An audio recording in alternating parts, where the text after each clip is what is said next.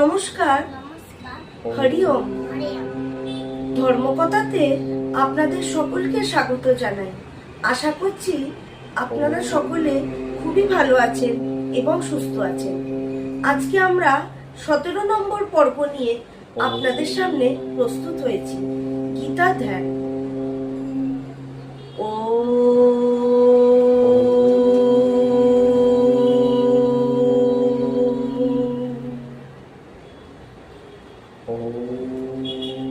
पाराशर्य बचा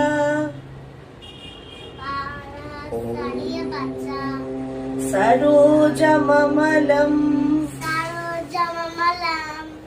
गीतार्थ गन्धोत्कटं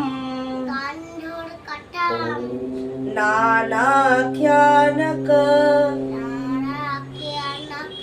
केशरं हरिकथा संबोधना बोधितं लोके सज्जन षट्पदै रह रह ते पीयमानं मुदा भूयात् भारत पंकजं कलिमल प्रध्वंसिना श्रेयसे। অনুবাদ।